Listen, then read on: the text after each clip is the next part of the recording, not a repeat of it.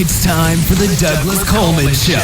Mr. Smooth and Savvy is joined by guests from all walks of life, from the entertainment industry to authors to political and social commentators, the famous and not so famous, the controversial and the light and fluffy. We have it all. Now, here's Douglas Coleman.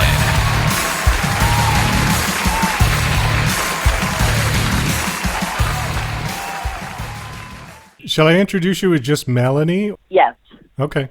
I worked hard for that one name status. Oh, yeah.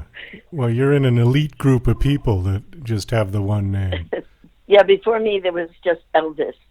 Elvis, right, exactly. Well, you know who else I was thinking too was Ella Fitzgerald. Yeah, well, now they call her Ella, but they always called her Ella Fitzgerald. Back in the day, right? Yeah. Yeah. Who else did they call one name? I don't think so. I'm thinking Jimmy Durante. No, that was two names. Fabian. Fabian, of course. Yeah, Fabian. That's right. How could I have forgotten? So if you're ready, we can officially start. Yep, anytime. Okay. Okay, please welcome to the Douglas Coleman Show, Melanie. Hi, Melanie. How are you? Thank you so much for coming on. This is a real treat to talk to you.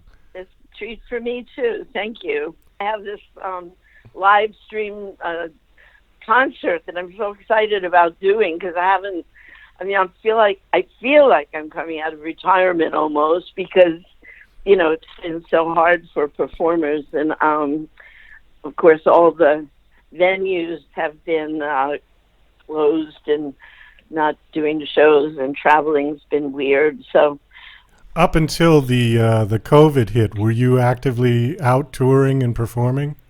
Yeah, it was, in fact, I had a tour that I was just about to do because I had a vinyl release, and it was going to be a big record store day. Independent record stores were all going to be promoting it, and I was going to do concerts all up and down the West Coast and then the East Coast, and then, boom, nothing. Yeah. So, it was really hard. I had a tour. I was supposed to go in all over Europe, and of course, everything just shut down. And so we have to, us independent ones especially, have to get very inventive. So we finally worked out the details for this live show that I'm going to be doing on Saturday, the 30th. Okay. And I can send a link so that you could all. Okay. I hope everybody will be there. Yeah, we've got the link, and we're going to put it up in the show notes when we put up this interview. Oh, great! And you could share it and do all those things that people do. Absolutely. Yeah. Thank you. So I got to ask you a couple of questions about your early career, if you don't mind. You want to go back to the early 1960s for a few minutes? Sure. I never mind going back. Okay. I love time travel. Well, funny enough, you and I went to the same school. You went to the American Academy of Dramatic Arts. Yeah, I did. A different time. Oh. But, yeah. Uh-huh. Wow. I went to school with Danny DeVito. Oh, okay. All right. Were you there also with Catherine Lee Scott? Because she's kind of I wouldn't say a friend, but she's been on the show 3 times, and we're pretty close.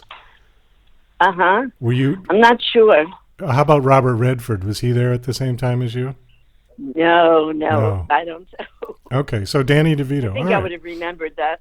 Okay, yeah. No, that's very cool. I was there in probably 20 years after you were, but I was there in 1980 to 81.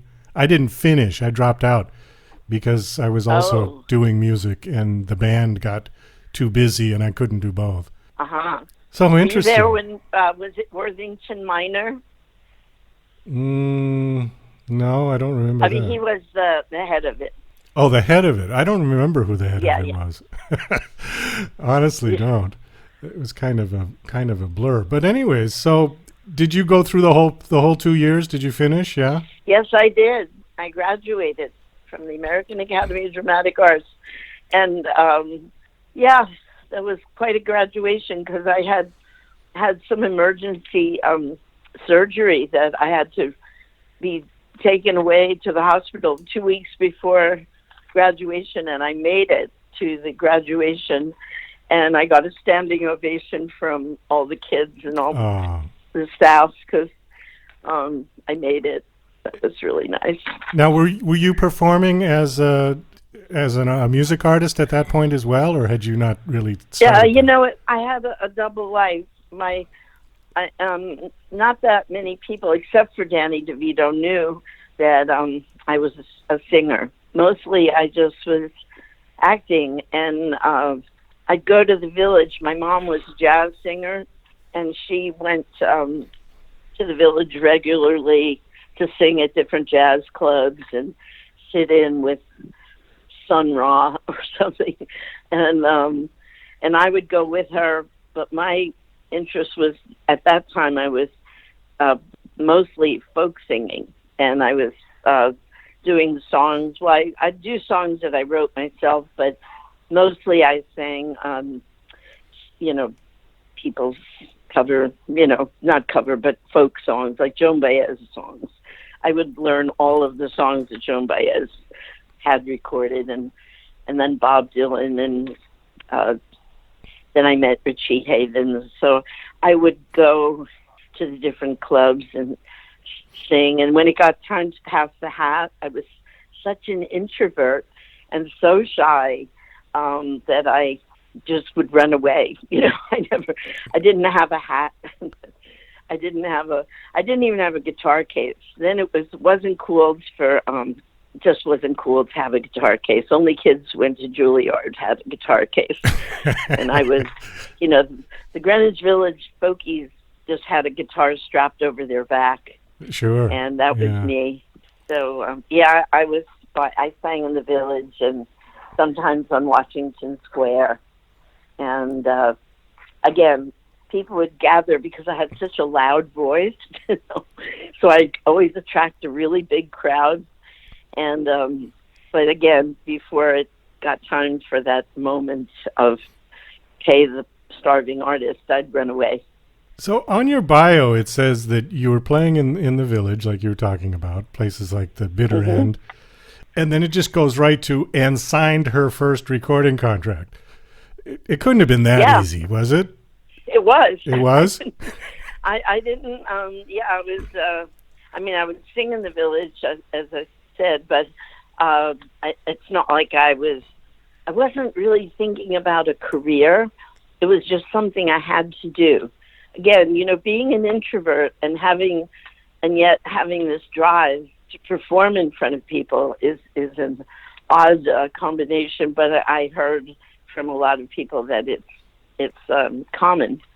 That it was just something I needed to do, but I never really thought that I would ever be a performer, for a living, doing that for a living. I wanted to be either in the Peace Corps. I did send in an application. I was turned down. And I wanted to be an archaeologist. Wow. But there was much too much education involved, formal education. And I had it after high school. That was it. The most I could handle was acting school. I wanted to go to music school, really, but the requirements for that then, there weren't any, courses in the music business. there weren't courses in folk music, and you had to read music and have had training before you went to a school like that. So my options were, well, I would have been very happy not to go to school at all, but my dad wouldn't have it. So I had to do something. And in fact, after high school, I ran away from home. So, but getting back to how quickly it happened, I went with my mother. I sang in the Village. I went to acting school. I graduated. I was, again, such an introvert that it was hard for me to face going to an audition. And then acting, you have to audition. And so there was a casting call for a girl to play Barbara Allen in a play called Dark of the Moon. And it's funny because I had just read that play, and a very esoteric, strange little play about a witch boy and Barbara Allen.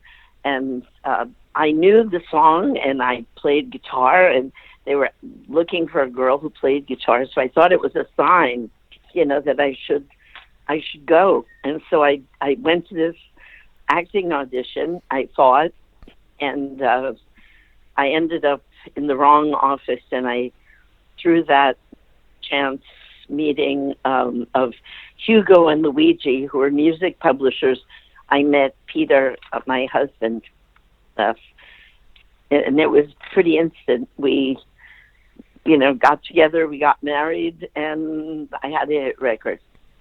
So you got a record contract and a husband? I didn't pay dues at the beginning. Wait a minute. I paid dues at the end. Wait a minute. You got a record contract and a husband at the same time? At the same time. Well, that is amazing. Cut to the chase. I can't believe it. I mean, some people struggle their whole life to get one or the other. Yeah, you got both right at the same time. Yeah, I just went right for the whole thing. Husband, record contract, a hit record. Like shortly after that, I had what they called a turntable hit. I don't know if you were in the business then, but if a DJ liked your record, there was no such thing as clear channel, and there were no clearances, that you had to clear. DJ would hear your record. There was a guy named Roscoe. He was the coolest DJ on WNEW FM, and he heard, somehow got a hold of Beautiful People. I was on Columbia Records at the time, CBS, which is now Sony. Right. And it was just at that moment, that pivotal moment when I was signed with a music person, and was it John Hammond, who was the head of A&R, and in fact he had a son who I may be saying the wrong name, but I think it's it. And he became a singer, but a songwriter too. And so this was who signed me, a music person. The music business, the head of A&R, was usually a person who was educated in music. But then, at that very time, I was signed right in between releasing Beautiful People. Clive Davis, a lawyer, became the head of CBS, and he just didn't get me at all. And so he kind of, it was released, but it wasn't, the radio stations weren't serviced.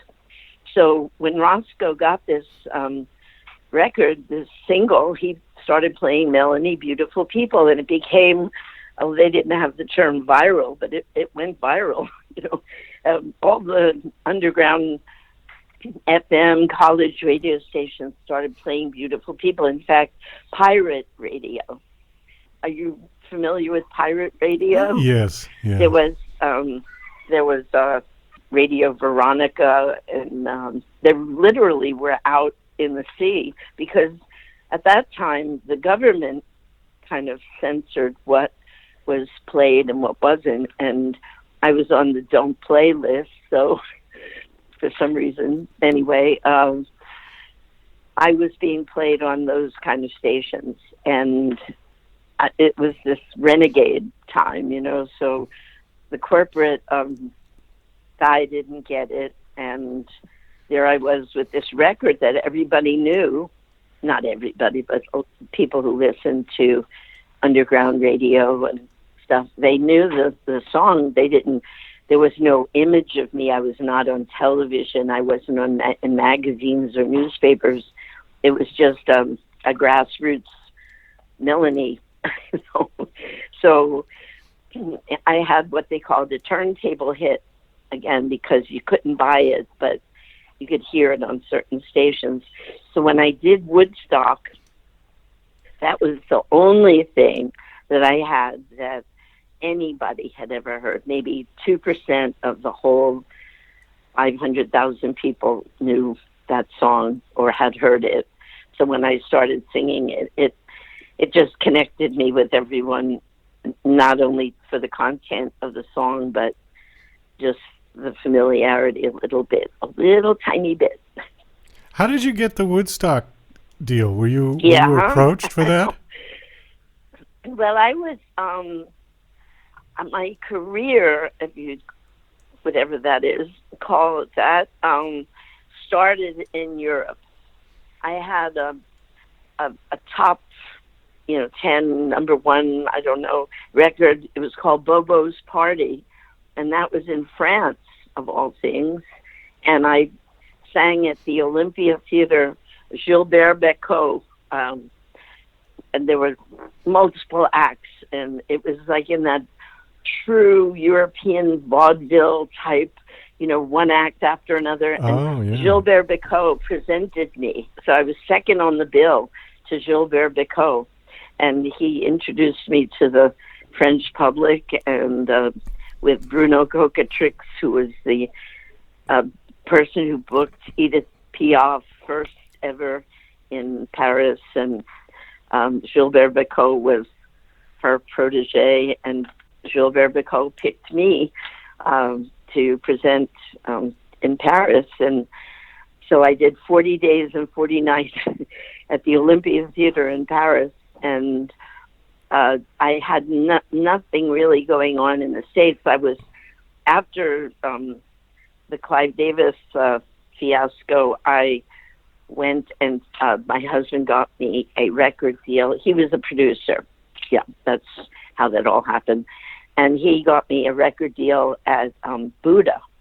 And Neil Bogart was a little more with it, as far as kind of sensing what was going to happen. And he released the record. We released Beautiful People again, and the whole album, I think it was called Affectionately Melanie. And that was the beginning of recording albums. I didn't record any albums on CBS, just the Beautiful People came out, kind of, sort of. In fact, there was another song called Beautiful People. It was called Beautiful People. I think it was called by Kenny Odell. And I remember that name. It was really a schlocky kind of song. You've just got to be one of the most beautiful people in the whole wide world. It's true, it's true, it's true, and I love you. So that was what I was in competition with at CBS, and no wonder they didn't get it. So Buddha Records released my new album, and I was kind of a little bit of an industry buzz here in America. But when we were in the same office building as some of the people who were putting on the Aquarian exposition, which what became Woodstock. And, my husband just kind of orchestrated the whole thing that I would be there. It wasn't a big deal. I mean, to me, it sounded like, a nice kind of day at the couple of days with picnic blankets and people with his families and arts and crafts. I'll go shopping. But so it was a year in the planning, and I was back in England where I actually had a flat. I lived in England, and I had never met anybody famous, but I was, singing in places like the Revolution, and actually the only person famous I had ever met before then was Rod Stewart, but he wasn't Rod Stewart yet. He was in a group called the Faces. Right. And I'd sing in places that they were playing, and it was kind of again one of those. I was being promoted but mostly in Europe, and then when I was at Buddha Records, they promoted me at home. So you left Buddha, and then you formed your own label called Neighborhood Records. Is that correct? Yes. I was the first woman or independent artist, actually, who ever opened a record label, except for the Beatles. That was like was big deal stuff because the industry was very controlled, and for us to have my own label was kind of revolutionary. And the record industry didn't like me for that. I'm going to tell you, I kind of stepped on the toes of a lot of people without realizing. I just wanted to be able to control my artistic fate, a little bit more. And that was the reason we opened that label. Can I ask you something about make a little comparison here? Because you're a veteran music artist who has basically gone through the whole system from the old days to the new days. What do you think about all of this digital DIY environment that we have now? Do you think it's better, or do you think it was better back then? Well, for the music it's artist? A double-edged sword, really, because, it's good that people can be out there without having the backing of a corporate entity. But in another way, there's an awful lot of really mediocre stuff that you have to wade through to find it, and so it's good, and then it's hard for usually the more talented people aren't that good at social media. That's true. And you sort of have to be to get your stuff out there, especially now. I think that's very true. Yeah. I'm struggling with all of the every day there's some other format and some other thing, I guess. And then when Instagram happened, you have to be on Instagram. so I was on Instagram, and it's the full-time job. And if you're just an independent person and you don't have an entire complex helping you do these things, it's amazing that I have as many Facebook followers as I do, because it's just me.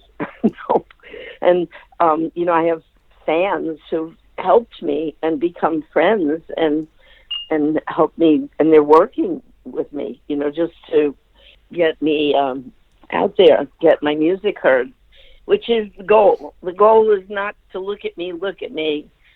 And I don't have a rich mom and dad, so I've not been able to, take advantage of any of that kind of stuff. And I get a lot of people, who their parents have the means to promote them and spend that kind of money on social media. They're out there, not necessarily worthy, but they're out there. And so again, there's a lot of mediocrity to wade through. But in its way, there is the hopefully the cream surfaces. But people are very easily manipulated by media and what someone said, and if you say it enough times, it must be good. It must be true. That's not only true for music. That's true for just about everything these days. Politics. Everything. You're absolutely right.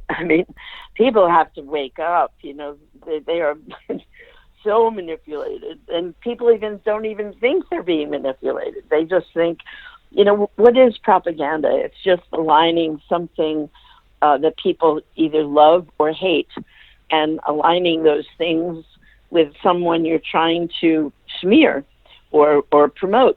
So either way, people are manipulated. It's really impossible to steer clear. I don't watch TV. I can't watch television. I feel like, I'm tuned into major programming here. So I don't watch TV anymore either. I gave up on the network television a long time ago. Yeah, absolutely. Yeah, it was a strange kind of infiltration almost from as I said, even when it became the record labels they were headed by lawyers, legal teams, and not music people. So what does that tell you? It's not music that's motivating them. It's money. We can sell that, you know. It's money. And here's how we can sell that. That's all it is. I want to ask you a little bit about Brand New Key. Uh-huh. And that was number one in 1972. Mm-hmm. And let's see, according to your bio, you sold over 3 million copies worldwide. And I remember seeing or hearing it in Boogie Nights. That because I hadn't heard the song in many, many years. But it was in there, and I thought, I remember that song. You know? So that was cool that it was in the movie. Yeah. Yeah. I have a funny story about that. My son was, you know, in 72. Well, he was born in 80. So 80. I mean, when was that movie out? That was 97. 97. So he was a kid, you know, and I was the Kool-Aid mom. You know, I had all the kids over all the time. So I decided, I knew that my song was in this movie, and I didn't know that it was a porn movie. So, they actually assured me in the contract that it wasn't going to be used with any explicit sex. So I thought, okay, so I can take the kids. So I took about 6 boys, giggling, sniggering boys, to Boogie Nights. And there is the scene where the roller girl... Still laughing. Bo's still laughing. So, here he is with his friends, and they're sitting in front of me in a whole row, and I'm in the back seat with Peter, and the scene comes on, and I'm dying, and then I hear little, you know, coming from the row ahead of me. After the movie, I said to the boys, "Promise me you will not tell your parents that I took you to this movie." And I gave them all $5, and we went for pizza and ice cream. Oh, I'm sure that kept them quiet. Yeah. But anyway, that was like the most embarrassing thing. Here I am in the movie theater with all these boys. People probably wondered what I was doing with these children. Well, so did you, when your song came on, they knew it was your song, right? Oh, yeah, but you knew it was me. I mean, it was me singing, and I was there. I was a voyeur, and it was really, I was slipping under the seat. I was so embarrassed. I had no idea. I don't know why I didn't have an idea, but I didn't. So I trusted that they said there was no explicit sex, but I guess, you know, whatever they thought that was. So let's talk a little bit about your live stream that you're doing. That's on this Saturday, right? Yes. Have you done live streams before? I'm so nervous. Is this your first one? Performed. Well, when the quarantine first happened, Bo and I just kind of switched on Facebook and sang some songs, but we didn't really have it, you know, down, and there were glitches and with the audio and visual. So this is the first show I'm doing, actually a show. Okay, and it's just a solo, just you? It's what? I said, is it a solo? Is it just going to be you and a guitar, or are you going to have other people? No, it's me and Bo, and yeah, we're kind of a duo.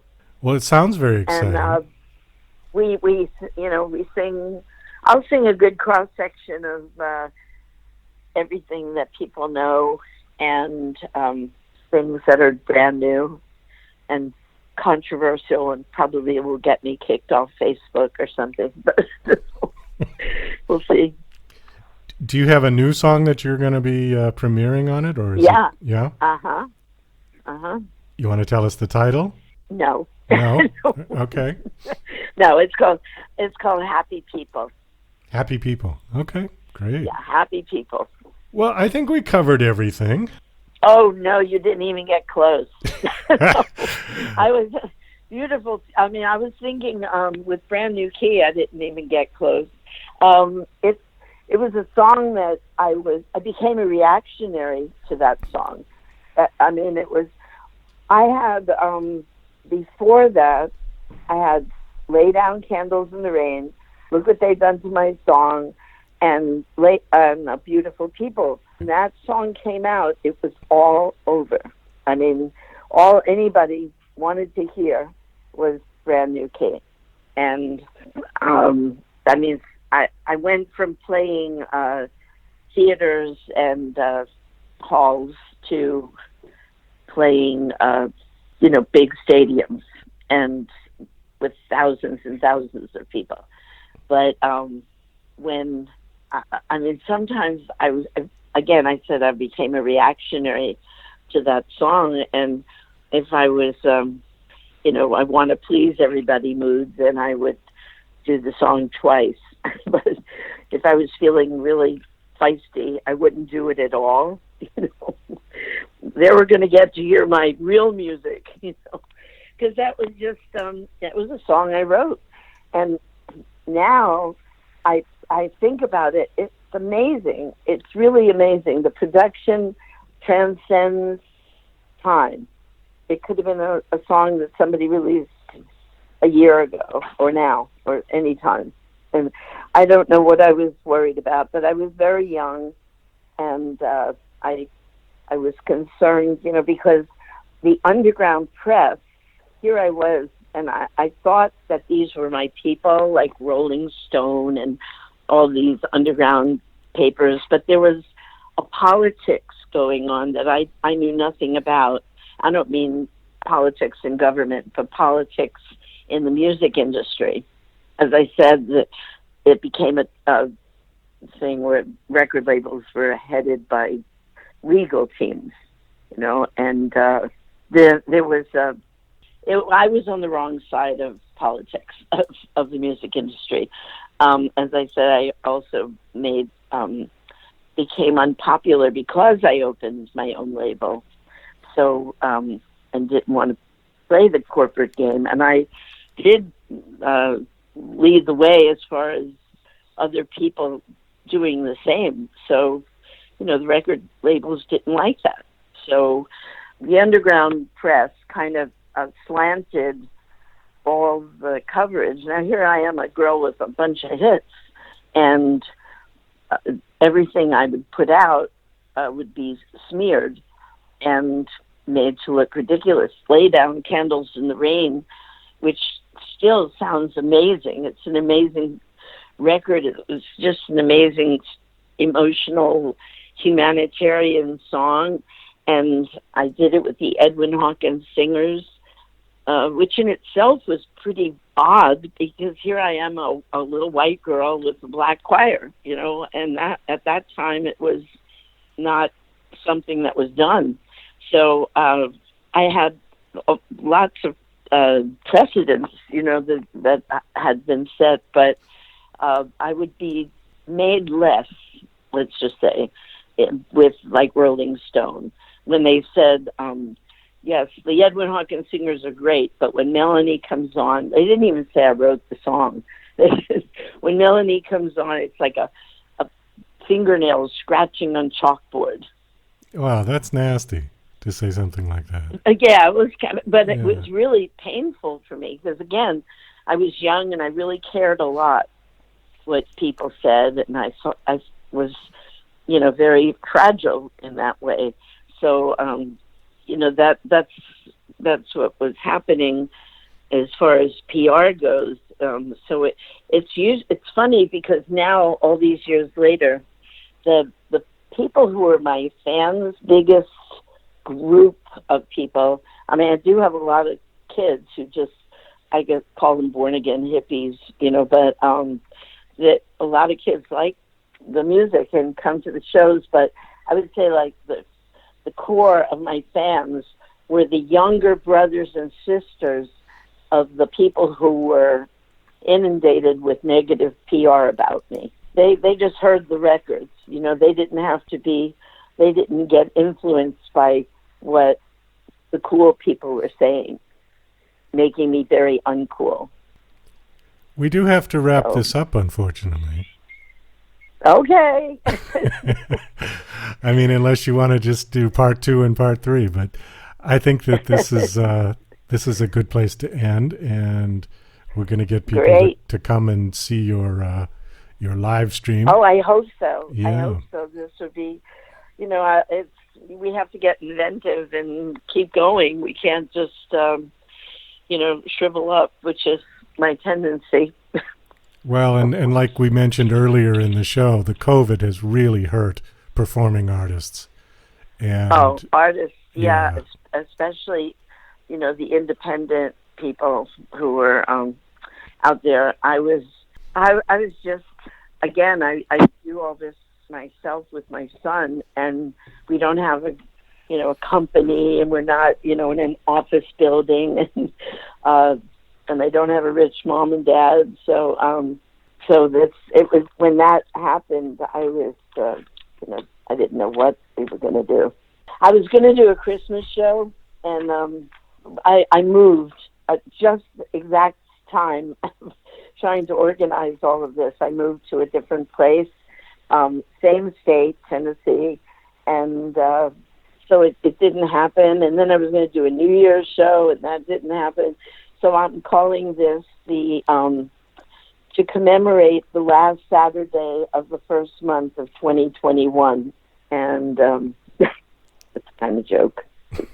A little long, probably wouldn't fly, but that's what we're doing, and it's this Saturday. So thank you. And it's 2 p.m. Central Time? Yeah, 2 p.m. Central Time. No. 3 p.m. 3 p.m. Central I'm sorry. Time. 3 p.m. Central Time. That's okay. That's okay. These time zones, it gets so confusing because I said, how can I make it, good for everybody? And I figured, 3 p.m., it'll be a little earlier in the West Coast, and then it'll be, about 10 o'clock at night in Europe. And the internet connection it gets bad if it's later. Yeah. So we have to figure in all those technical things. So, the only people who are going to have a little hard time are the Australians, because, there it'll be like 8 o'clock in the morning. So, but it'll be Sunday, so they're probably they'll be off. all right. If they want to see you, they got to get up. That's all. They got to get up. Yeah. They could be in their pajamas. That's good. Well, that's right. You're not going to see them, right? I won't see them. No, they're going to see me. They'll see you. Which is you won't see them. I think I've aged 10 years during this whole thing. So hopefully people won't be scared. Oh, I doubt it. I think people are going to enjoy to see you and to hear you sing. Yeah. Thank you so much for coming on and talking. This was great. I'll send you a banner and a link, my son said. Oh, terrific. Thank you very much. Okay. All right. Great. Thank you so much, Melanie. This was a treat. Thank you. Best of luck. Thank you. See you later. Okay. Bye-bye. Thank you.